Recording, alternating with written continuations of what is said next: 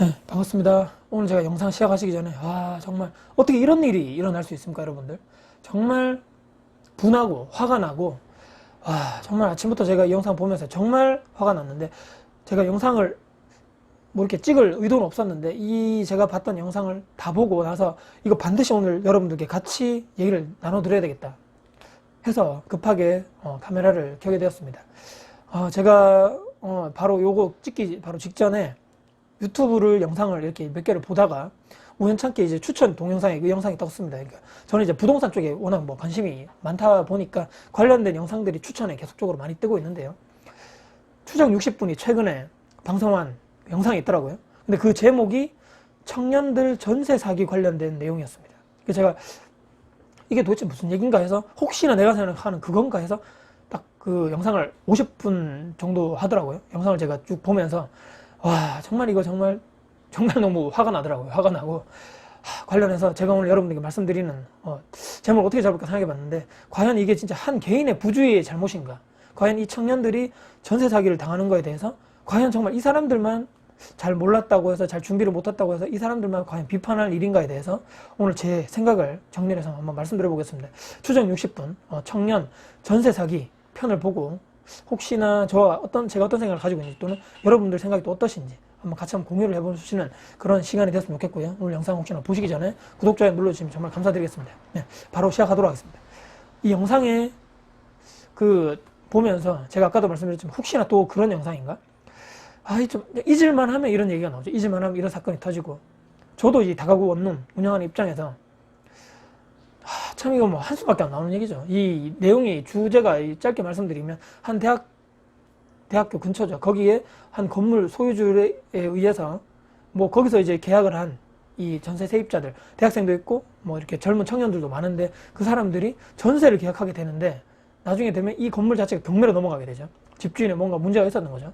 그래서 나중에 이제 전세금을 반환해달라 요청하니까 결론적으로 지금 이 집주인 연락도 안 되고 뭐 이렇게 전세금을 받을 수 있는 그런 것도 없고, 경매로 이렇게 뭐 진행하다 보니까 경매 나라에서 경매를 이렇게 하시는 분들이 와서 방을 빨리 빼달라, 경매를 진행해야 된다. 이 뭐 참 안타까운 상황이죠.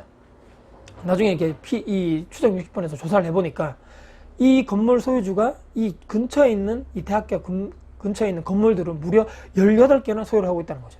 근데 또 더 이상한 게 이 사람이 단기간에 이 18개를 쫙 매입을 했다는 거죠. 그런데 더 또 웃긴 것은, 보통 이렇게 건물을 우리가 인수하게 될 때는 기존에 있던 대출을 인수를 하게 되고, 또 그전에 있던 세입자들의 보증금을 같이 인수를 하게 되는데, 이 이 매매가 전체 시세가 하고 아까 말씀드렸던 전세와 이 보증금 합친 금액이 거의 비슷하다는 거죠. 무슨 얘기냐면, 건물을 인수했을 때 이 덩어리가 크기 때문에 한 몇 억 또는 10억 이상 되겠죠, 건물이. 그런데 내 돈을 거의 들이지 않고 대출과 기존 전세 보증금을 합쳐서 내가 인수를 하기 때문에 엄청나게 많은 개수를 뭐 동시다발적으로 큰 돈 들이지 않고 인수를 했다는 거죠. 그런데 더 신기한 것은 이 피해자가 100명 이상이 된다는 거죠. 근데 한 50% 이상, 50명 이상이 한 부동산에서 전세 계약을 한 아주 이상한 계약을 했다는 거죠.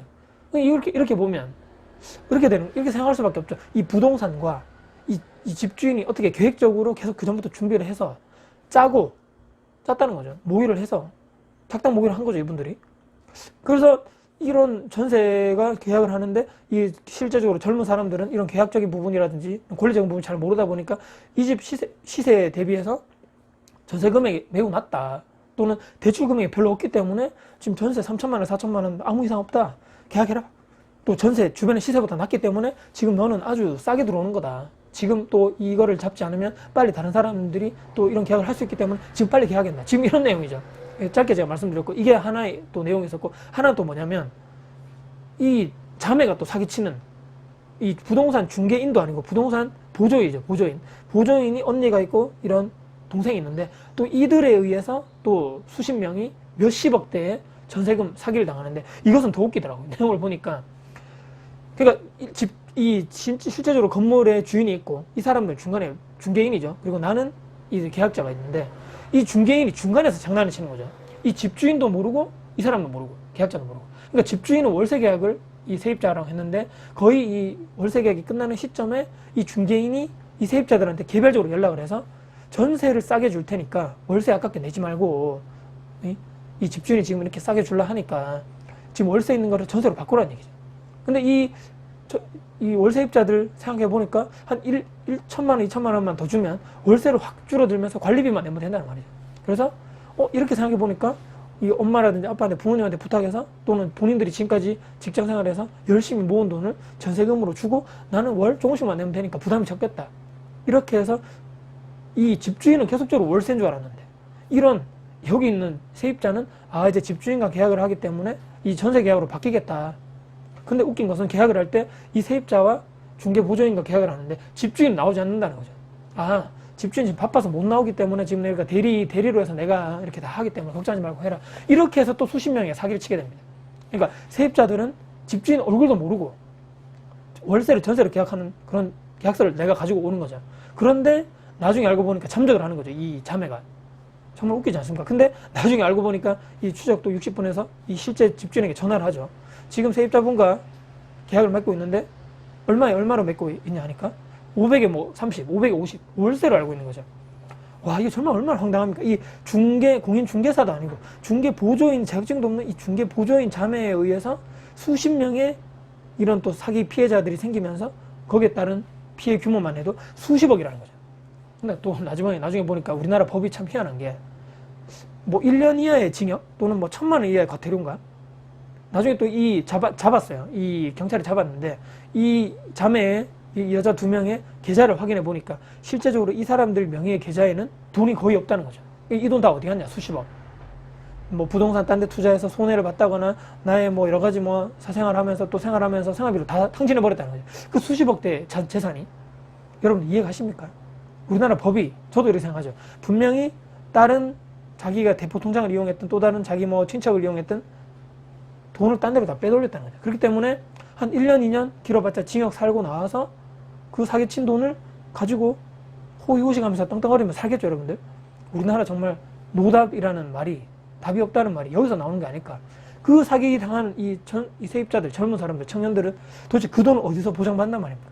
아무것도 건질 것도 없고 이런 사기치는 사람들이 활보하면서 1, 2년 정도 고생하면서 또는 최소한의 과태료만 내고 이미 그 사기친 돈은 이미 딴 데로 다 빼돌려가지고 나중에 한 전세 뭐 징역 살더라도 다시 나와가지고 그 돈으로 수십 년 몇십억이니까 살아가는데 아무 문제 없는 돈 아닙니까? 와, 이게 얼마나 안타까운 일입니까 이게. 아까 말씀드렸지만 이 돈은 전세 자금을 구하기 위해서 부모님들이 또 대출을 해서 이렇게 어렵게 마련한 돈이고 또 아까 말씀드렸던 직장인들은 정말 한 푼, 2푼 모아서 아껴서 모은 그 돈을 전세금 주면 나의 돈이 좀 월세를 아낄 수 있기 때문에 믿고 그 부동산을 믿고 있는데 이게 어디서 완전 마른 하늘의 날벼락 아닙니까? 어떤 사람들은 또 신혼부부인데 뭐 신혼부부 결혼 자금도 다 날렸다 이런 사기 안타까운 사례도 있더라고요. 와, 이게 정말 얼마나 안타깝습니까 여러분들. 제가 이 영상을 보면서 정말 느꼈죠. 와, 우리나라 정말 대부분의 사람들이 성실하고 공정하고 이렇게 뭐 지실되게 하겠지만 일부 이런 몰지각하고 완전 이런 나쁜 XX 같은 사람들 때문에 공인중개사도 욕먹고 아까 말씀드린 이런 원룸 임대하고 이런 관리하시는 건물주분도 욕먹는 거죠. 다 그런 게 아닌데 일부 몇 명 사람들 때문에 모든 사람들이 다 싸그리 다 욕먹는 거죠. 그래도 여러분들 또 잘 아셔야 될 게 이런 아까도 말씀드렸지만 이 공인중개사 대여 이게 무분별하답니다 여러분들. 그러니까 내가 공인중개사 자격증을 국가 자격증이 땄는데 실제적으로 부동산 가보시면 알겠지만 다들 소장님 이외에 실장이란 직함, 이사란 직함, 뭐 팀장이란 직함들 파져 있는 사람들 거의 대다수가 중개 자격증이 없는 사람들, 그냥 보조인이라는 거죠. 그러니까 자격증 걸고 대여를 하는 것도 불법인데 그 걸고 나머지 실제적으로 영업이라든지 이런 중개를 일을 하는 것 자체가 전부 다 보조인들이 한다는 거죠. 그 실제로 계약서 쓸 때도 공인중개사에 실제로 입회를 해서 본인이 써야 되는데 그렇게 하지 않는 데가 거의 뭐 7, 80% 이상이라는 거죠. 참 얼마나 안타까운 일입니까 우리나라. 부동산에 그리고 또 여러분들 아셔야 될 게 나중에 부동산 계약하시는 이런 거 아시죠 여러분들? 거기에 나중에 꼭 여러 가지 서류가 첨부되는데 맨 마지막에 붙는 게 공제증서입니다 여러분들.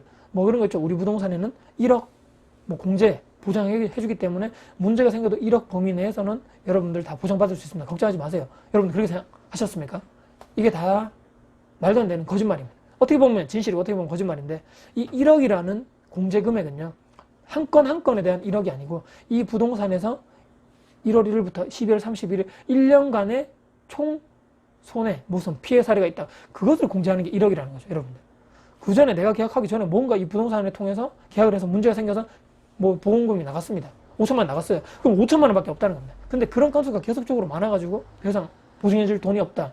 그렇게 되면 여러분들이 나중에 문제가 생겼을 때 받을 수 있는 돈은 영원이라는 거죠, 영원. 여러분 이것도 잘 알고 부동산 계약을 해야 된다는 겁니다, 여러분들. 와, 정말 이 사기를 치려면 정말 작정하고 덤비면 전문가들이라든지 부동산을 좀 아는 사람도 당할 수밖에 없겠구나. 저는 이렇게 느꼈거든요. 그 사람들이 이 법을 완전히 뭐 악용하면서 주무르고 있다는 거죠. 얼마나 안타깝습니까, 여러분들께 정말 사기당하지 않는 방법 다시 한번 강조드리면서 오늘 정말 집중하셔야 됩니다. 자, 첫 번째입니다. 집주인 얼굴을 반드시 보시고 계약을 하시고요. 집주인이 반드시 대동해야 됩니다. 중개 소장 입회하러 하시고요. 인증을 확인하셔야 됩니다.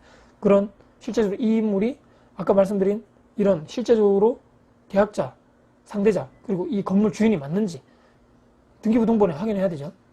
등기부등본과 이 주민등록증 동일 인물인지 반드시 처음에 확인하셔야 됩니다. 네, 그리고 두 번째입니다. 등기부등본을 철저히 확인하자 합니다. 자, 계약 전에 확인하시고 계약 중간에도 한번 확인하시고 잔금 당일 날에도 무조건 확인하셔서 권리관계가 변동사항이 있다면 그 문제가 있다는 것을 여러분들 아셔야 되는 거죠. 또 갑구, 울구, 근저당 거기 있는 내용들 잘 확인하시고요. 말씀드렸지만 요즘에 보면 그 등기부등본상에 이 집주인이 얼마에 이 건물을 매입했는지 다 나오거든요. 그래서 실거래 금액이 확인하셔가지고 실제 근저당 금액이 다 나오거든요. 실거래 매입 금액과 근저당 금액을 확인하셔서 60% 이상 된다. 이 근저당 금액이 실제 거래가보다. 그러면 웬만해서는 전세를 하지 않는 게 좋습니다, 여러분들. 물론 근저당이 없는 건물은 거의 없습니다. 다 돈을 전체 100% 다 주고 건물을 매입하는 경우는 거의 드뭅니다. 그렇기 때문에 근저당은 반드시 있다고 생각하시고요. 근저당이 너무나 높게 잡힌 건물은 피하시라. 제가 이렇게 말씀드립니다. 더욱더 확실한 것은요. 부동산에 요구를 하십시오. 전세 보증금이 이 건물에 얼마냐. 합쳐가지고 전세 보증금과 실제적으로 이 건물의 대출이 얼마냐 확인하셔서 이 두 개 합친 금액이 엄청나게 높다. 이 실거래가보다 엄청나게 높다면 여러분들 절대로 전세 계약하시면 안 됩니다. 세 번째입니다. 이 내 전세금을 이렇게 안전하게 보장하기 위해서는 보증보험을 가입하시든지 얼마 안 하거든요. 또는 전세권 설정을 하시든지 그리고 최소한의 내가 계약을 한 당일 마지막 잔금날에는 반드시 동사무소라든지 지역주민센터 가셔가지고 확정일자 받으시고 주소 이전 반드시 해당 일에 여러분 하셔야지만 내가 경매로 혹시 넘어가더라도 이 건물이 나의 우선 변제권이라든지 내가 먼저 내 전세금을 돌려받을 수 있는 권리가 생긴다. 여러분들 반드시 이건 하셔야 됩니다. 귀찮더라도 당일날 반드시 하셔야 된다. 여러분 그리고 네 번째입니다. 집주인의 연락처를 반드시 그날 계약하시는 날 저장하시고요. 전화 한번 해보십시오.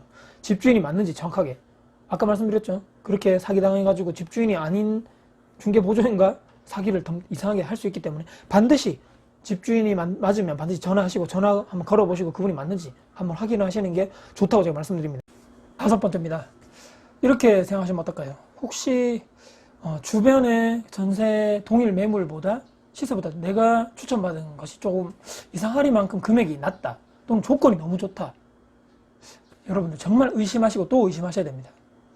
그렇게 괜찮고 가격도 낮고 이렇게 좋은 게 나한테 왜 올까요, 여러분들? 반드시 문제가 있다고 생각하셔야 됩니다. 여러분들 이 건물 자체가 전세 보증금이 엄청나게 높은 건물이라든지 또는 근저당 그러니까 대출이 엄청나게 많이 잡혀있는 건물일 확률이 아주 많다는 거죠. 여러분들 중고차가 시세가 엄청나게 낮은 그런 허위 매물들 또는 뭐 침수자 이런 거 아시죠? 그런 것과 똑같다고 생각하시면 됩니다. 등기부등본을 내가 제대로 확인을 하고 반드시 이 건물에 대해서 대출이 엄청나게 많이 잡혀있는지 그리고 추가적으로 아까 말씀드렸지만 부동산에서 요구를 하십시오.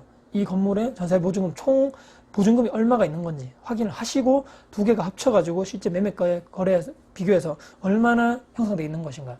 그렇기 때문에 내가 나중에 전세 계약을 했을 때 돌려받을 수 있겠구나 또는 여기 너무 돈이 전세금이라든지 근저당 대출이 너무 많아 나 여기 들어가면 안 되겠어. 아무리 겉이 화려하고 방이 너무 좋고 가격이 너무 낮더라 해도 한 번쯤 의심을 해보셔야 된다는 거고요. 여섯 번째입니다. 그리고 반드시 계약서 작성은요 중개보조원이 아닌 공인중개사가 입회를 한 다음에 계약을 하는 것을 부동산에 반드시 요구를 하십시오. 그리고 여러분들 쉽습니다. 가셔가지고 계약서를 쓸 때 그 해당 예를 들어서 뭐 A라는 공인중개사 명함이 있고 주변에 이렇게 건물 사무실 쭉 둘러보면 이 건물에 사업자 등록 내면서 실제적으로 대표가 누군가 나오거든요. 이 대표를 누군지 보시고 김 누구누구다. 그러면 김 누구누구 소장님 입회를 하셔서 실제적으로 계약서를 작성하시고 하시는 게 여러분들께 2중, 3중 안정장치가 될 수 있다는 거죠. 중개보조원이 그 계약을 주도해서는 안 된다. 저는 그렇게 말씀드리고요. 그리고 7번째입니다. 계약서 작성하실 때 여러분들 잘 들으셔야 됩니다. 특약을 반드시 넣으셔야 됩니다. 특약. 다른 것도 다 중요하지만 이 문구를 반드시 넣으십시오. 어떤 문구냐면요. 잔금 당일까지, 그러니까 계약서 처음에 쓰는 것은 보통 가격금 넣고 계약금 넣을 때 초반에 하지 않습니까? 잔금 작성하실 그때 잔금 당일까지 건물 권리에 대해서 어떠한 변동사항이 생기면 이 계약은 반드시 무효. 그러니까 매도자에 의한 일방적인 그런 사정에 의해서 이 계약은 무효. 그로 인해서 계약금의 2배를 반드시 매수자 또는 계약자에게 지불한다. 이 문구를 반드시 넣으십시오. 아까 말씀드리는 이런 권리사항이 어떠한 변동이라는 것은 이 권리사항에 어떤 변동, 모든 것이 다 포함되는 것이거든요. 예를 들어서 근저당을 추가적으로 더 설정했다든지 은행 가서 대출을 더 했다는 거죠. 이 건물에 대해서. 또는 갑구, 을구에 대해서 가압류라든지 또 이런 여러 가지 권리 변동, 안 좋은 것들, 압류라든지 이런 게 있을 수 있는데 처음에는 없었는데 잔금할 때 변동이 생길 수 있단 말이죠. 그렇기 때문에 어떠한 권리상의 변동이 생기면 이것은 무조건 건물주에 의한 일방적인 문제가 있다는 거죠. 그렇기 때문에 계약 파기로 간주하고 계약금의 2배를 매수자 또는 계약자에게 지불할 것을 반드시 그런 특약사항을 넣어달라 해야 되는 거죠. 그래서 여기서 넣어달라 했는데 아무런 문제 없이 당연히 넣어드려야죠 했을 때는 이 건물은 크게 문제 없겠구나 생각하시고, 만약에 이 문구를 넣어달라 했는데 이거까지 굳이 넣을 필요 있겠어요 하시는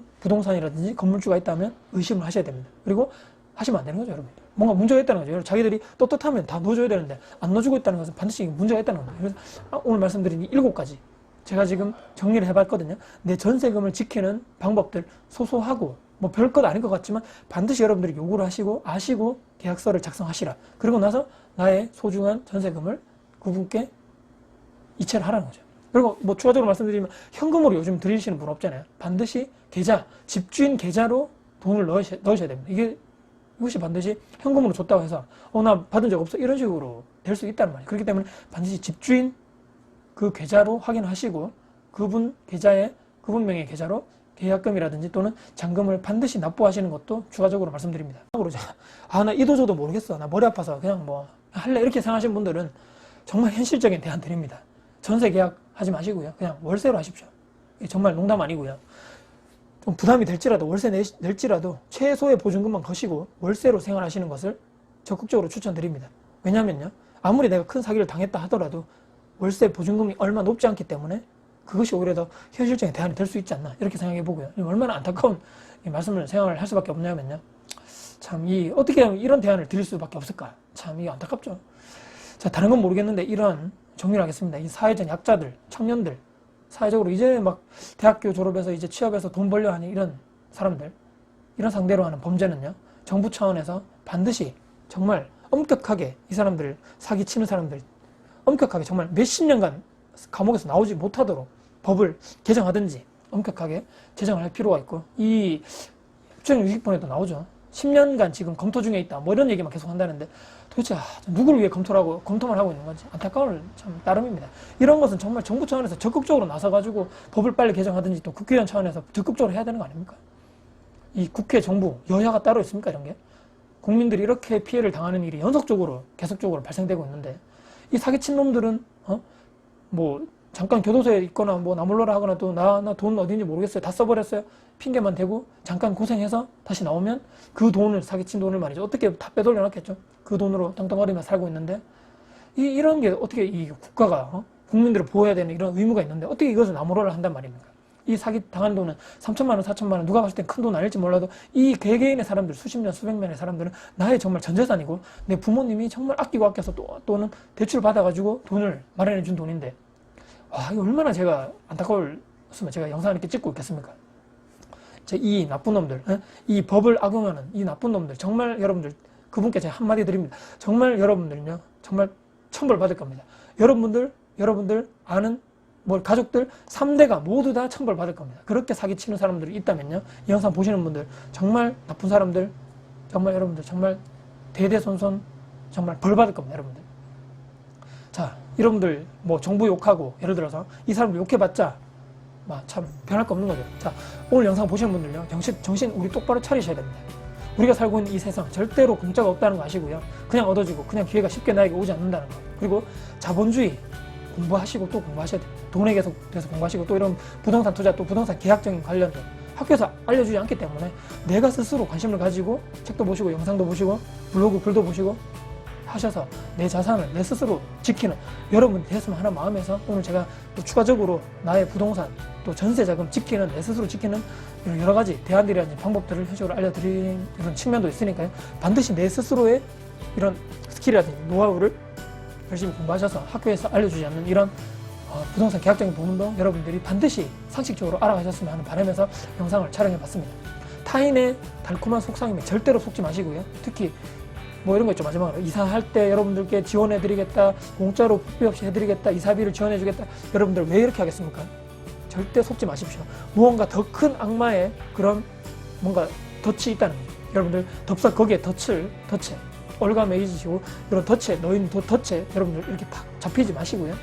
여러분들 스스로 이 변화에 또 내 스스로 이런 인사이트 내 스스로 반드시 키우시고 이 영상 보시면 단 한 분이라도 내 피같이 모은 그 돈을 이렇게 어이없게 날리시는 분이 없으면 저는 정말 거기에 만족하고 그보다 더 가치 있는 영상 더 찍을 수는 없다고 이렇게 보면서 영상을 마무리하겠습니다. 네. 오늘 영상은 좀 긴 영상이 됐지만 최대한 짧게 제가 편집을 해서 올리도록 하겠습니다. 네. 정말 여러분들 정말 명심하시고 또 명심하시고 내 돈은 내 스스로 지킨다 명심하시면서 이렇게 제가 오늘 말씀드린 7가지 팁도 반드시 가져가시는 여러분들 됐으면 좋겠습니다. 네. 오늘도 영상 혹시 도움 되셨다면요. 영상 구독, 좋아요 눌러주시면 감사드리겠고요. 다음에도 여러분들께 도움될 수 있는 영상 가지고 찾아뵐 것을 약속드리겠습니다. 네, 지금까지 다코TV의 다코였습니다. 감사합니다.